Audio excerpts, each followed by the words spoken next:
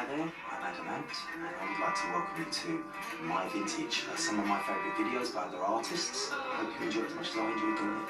Thank you.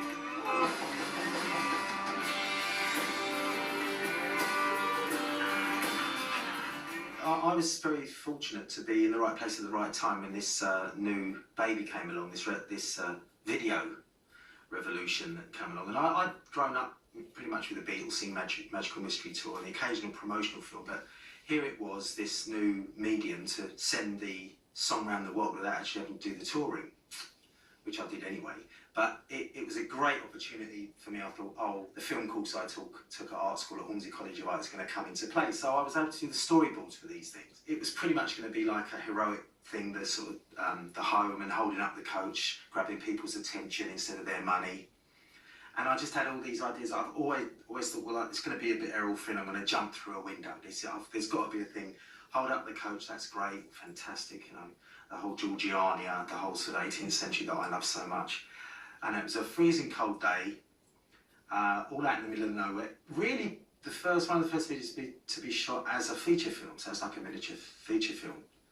And Mike Mansfield, the director, said, well, we've got a nice glass plate, you know, mirror, window there, jump through, no problem at all. I said, I won't actually get hurt. He said, no, it's fine. I said, you sure? Yeah, absolutely. It's just, you know, this sugar glass, not going to hurt. So off I go, jumping through, and sort of split my head open, of course. So, but it was worth it. That one jump paid off. So all the people around the table, all my best mates, and if you look very closely, there's half a dozen Marines, like American Second World War Marines, sort of doing a routine, so it wasn't actually just a pastiche of the 18th century. I did try and put some modern things in as well. So every time I watch it, I think, oh, I don't remember that. But, you know, Stand and Deliver by Adam and the Ants. Well, I actually have worked with Larry Blackman. I went down to Miami to work with him, and he is a very extraordinary character, sort of massive guy. And he has this unique sound, this unique sort of drum sound that came along suddenly with this, with Word Up, that no one had really heard before to that degree. Wondering what a video would look like on that basic sort of song, that premise. It is quite a little mini movie, really. And so I've sort of chosen it because I think it's, Cameo don't get the credit for coming up with a song that I think really, you know, introduced that sort of jack swing sound. So this is Word Up by Cameo.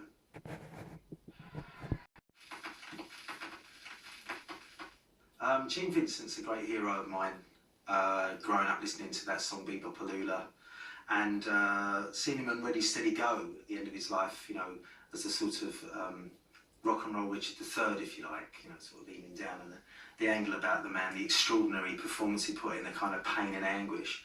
And I actually did produce a play in Los Angeles about the last night of Eddie Cochran's life, so it was Gene and Eddie together. So this is something that's very dear to my heart. So any performance by Gene Vincent is an education for anybody wanting to do rock and roll in any way, shape or form, in my view. So this is Be-Bop-A-Lula by Gene Vincent.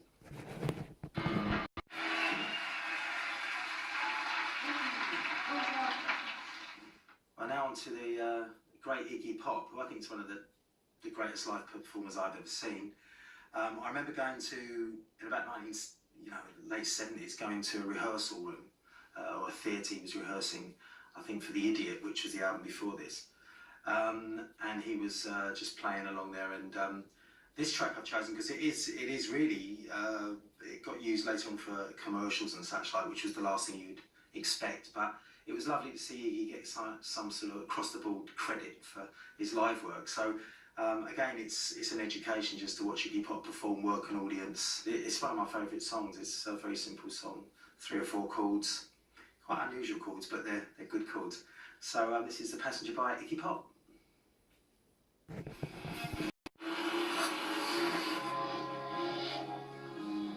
I think people don't realise that one of the big influences in the punk movement, which was sort of started me off like 77, 78, most of the early sort of people involved in punk and post-punk were listening to Kraftwerk, which is you know, quite extraordinary to think, because people think that punk was just 4 chords, you know, blah blah, bang bang bang. But Kraftwerk, they had this enigma around them. These guys that wanted to be robots. And I remember going and doing a gig in Düsseldorf, and we were just so thrilled to be in Düsseldorf. This is where Kraftwerk come from, trying to hunt down the Kling Klang studio, which didn't exist. I think it was an address on a box or something. But they made electronic music sound quite human, because they didn't have the technology to program it. So the sound you're hearing is actually played. The drums are played by hand, the keyboards are done, but they managed to make it sound close to their ambition, which was to sound like robots. The vocals, you know, she's a model, and it's so sort of unsexy that it kind of worked in a way. So Kraftwerk have to be in there. So this is the model by Kraftwerk. Yeah, every now and again a band comes along that changes things. Nirvana certainly were that kind of band coming along with their approach to things. It was kind of that grungy sort of look. And I was filming an episode of this program called Northern Exposure in Seattle at the time. So this was all happening, and the band were playing. This band, you know, Nirvana was sort of playing at that time. And I just like the fact that they got a total disrespect for any kind of theme or any kind of planning in this video, and it just like complete chaos. I think at that point video had kind of peaked out a bit, so it was a nice little kick up the backside for it all. And I just love watching it. I don't know what the hell's going on, but it entertains me, and it's In Bloom by Nirvana. A thoroughly wonderful. This video I've chosen because it's hallucinogenic. I've never seen anything quite like it. The imagery of it, they look like they're covered in gold peanut butter. I think the actual technical side of it is extraordinary in itself. The fact this guy has just taken so many risks with the shooting of it, and it's just so odd. It's just got this odd quality. Again, it was the sort of next generation of video makers after the sort of early people, and it just looks like they've eaten some kind of cactus in the desert that's gone very badly wrong, and happened to have a video camera going on it. And even to this day, I just think and the actual chorus, give it away, give it away, give it away now, it just absolutely bonkers, and I absolutely adore every second of it. Give It Away by the Red Hot Chili Peppers.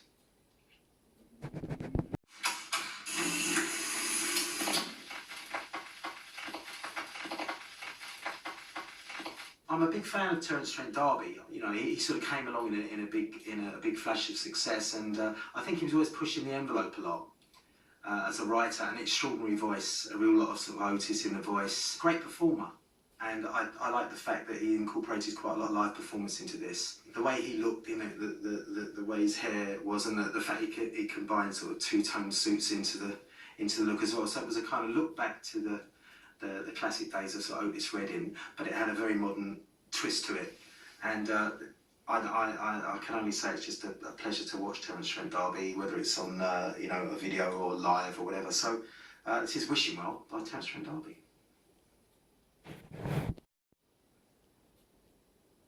This is really my first video that I made in many years, and it did start with a sort of storyboard.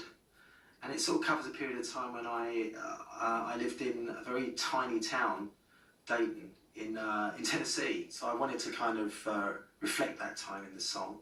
Set in London, I went to a very old sort of Victorian musical, and cut away to a scene of sort of really arriving back in England on a boat and coming back, returning back to the country. So I wanted a certain filmic quality to it. It's really the first presentation of my band, the new band they got, The Good, the Mad and the Lovely Posse, and the album, which is a very long album title, Adamant's The Blue Black Hussar in Marrying the Gunner's Daughter. So this is the first time that people have actually seen the Blue Black Hussar character on film.